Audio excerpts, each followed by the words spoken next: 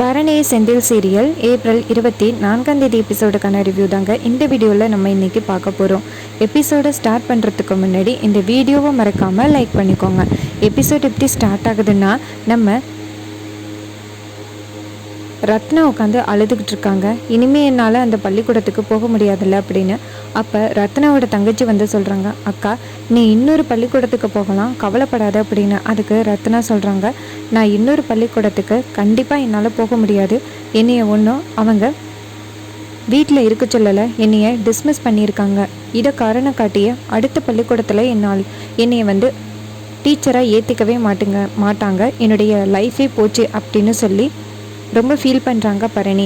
அப்போ நம்ம பரணி நேராக சண்முகத்துக்கிட்ட போயிட்டு, இங்கே பாரு சண்முகம், நீ என்ன பண்ணலாம்னு இருக்க அப்படின்னு. அதுக்கு சண்முகம் சொல்கிறாங்க, ரத்னாவுக்கு கல்யாணம் பண்ணி வச்சா எல்லாத்தையும் மறந்துடுவா அப்படின்னு.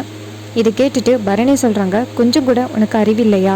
ஒரு பொண்ணுக்கு கல்யாணத்தை பண்ணி வச்சுட்டா எல்லாத்தையும் மறந்துடுவான்னு நினைக்கிறீங்களா? இங்கே பாரு, ரத்னாவுக்கு பெரிய பிரின்சிபல் ஆகணும்னு தான் ஆசை. முதல்ல அவளுடைய கனவை நிறைவேற்று அப்படின்னு. உடனேயே செந்திலும், சரி அவளுக்காக நான் அவளுடைய கனவை நிறைவேற்றுறேன் அப்படின்னு சொல்கிறாங்க. அதுக்கப்புறமா சண்முகமும் பரணியும் சேர்ந்து அந்த கரஸ்பாண்டண்ட்டை பார்க்க போகிறாங்க. அப்போ பரணி சொல்கிறாங்க, இங்கே பாரு சண்முகம், கொஞ்சம் பொறுமையாக பேசி, இது ரத்னா சம்மந்தப்பட்ட விஷயம் அப்படின்னு. சண்முகமும் சரி அப்படின்னு சொல்லிட்டு நேராக உள்ளார போகிறாரு. அங்கே போனதோட அந்த கரஸ்பாண்டன் சொல்கிறாரு, இங்கே பாரு சண்முகம், நான் ஒன்றும் உன் தங்கச்சியை வந்து வேலையை விட்டு தூக்கணும்னு நினச்சி தூக்கலை, இனி தூக்க வச்சுட்டாங்க அப்படின்னு. அப்போ பரணி கேட்குறாங்க, யார்? சௌந்தரபாண்டி தானே அப்படின்னு. அப்போ அவர் கேட்குறாரு, கரெக்டாக சொல்லிட்டம்மா, உனக்கு தெரியுமா அப்படின்னு. அதுக்கு பரணி சொல்கிறாங்க, அவர் என்னுடைய அப்பா தான் அப்படின்னு. அப்போ அந்த கரஸ்பாண்டன் சொல்கிறாரு, எனக்கும் வயசாகிக்கிட்டே போகுது, என்னாலே இனிமேல் யாரையுமே எதிர்த்து போராட முடியாது. என் பிள்ளைங்க எல்லாம் வெளியில் இருக்காங்க, எவ்வளோ நாள் தான் நான் சேவைன்னு சொல்லிட்டு நான் இங்கேயே இருக்கிறது. அதான் இந்த பள்ளிக்கூடத்தை யாரு கையிலையாவது ஒப்படைச்சிட்டு போகலான்னு பார்க்குறேன் அப்படின்னு. அப்போ பரணி யோசிக்கிறாங்க.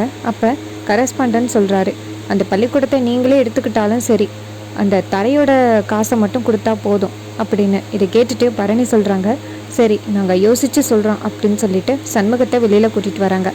அப்போ பரணி சொல்கிறாங்க, ஏன் அந்த பள்ளிக்கூடத்தை நம்மளே வாங்கலாம் என்ன அப்படின்னு. அதுக்கு சண்முகம் சொல்கிறாரு, எப்படி அந்த பள்ளிக்கூடத்தை நம்மளால் வாங்க முடியும், காசு வேணும்ல அப்படின்னு. அப்போ பரணி சொல்கிறாங்க, நீ சரின்னு மட்டும் சொல்லு, எப்படியாவது ரெடி பண்ணிடுவோம் அப்படின்னு. அப்புறமா சண்முகமும் பரணியும் சேர்ந்து நேராக வீட்டுக்கு வந்த பிறகு தான் நம்ம ரத்னா பிரின்சிபல் ஆக ஆசைப்படுறது தெரியுது. அப்போ பரணியும் சண்முகமும் நேராக சௌந்தரபாண்டியை போய் பார்க்குறாங்க. இங்கே பாரு, நீ தான் என் தங்கச்சியை வேலையை விட்டு தூக்குனதா அப்படின்னு. அப்போ சௌந்தரபாண்டி சொல்கிறாரு, உன் குடும்பத்தில் உள்ளவங்க எல்லாருமே கஷ்டப்படணும் அப்படின்னு தான் ஆசை அப்படின்னு. அப்போ பரணி சொல்கிறாங்க, சண்முகத்தை எதிர்க்க முடியலை அப்படின்ட்டு ரத்னாவை எதிர்க்கிறியா, உனக்கு வெக்கமா இல்லையா அப்படின்னு.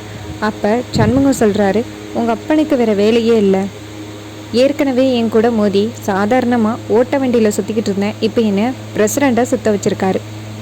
இப்போ என் பரணி தங்கச்சியை, ரத்னா தங்கச்சியை வேலையை விட்டு தூக்கி இப்போ ரத்னாவை பிரின்சிபல் ஆக்க போகிறாரு அப்படின்னு.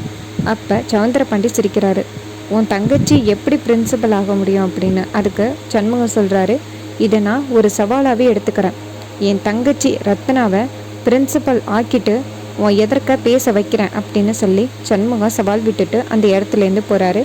ஸோ இதை கேட்டுட்டு நம்ம எசைக்கையும் ரொம்ப சந்தோஷப்படுறாங்க. ரொம்பவே இன்ட்ரெஸ்டிங்காக எபிசோடை கொண்டு போகிறாங்க. இதே மாதிரி இன்னுமே அப்டேட்ஸ் வேணும்னா இந்த சேனலை சப்ஸ்கிரைப் பண்ணிக்கோங்க. தேங்க்ஸ் ஃபார் வாட்சிங்.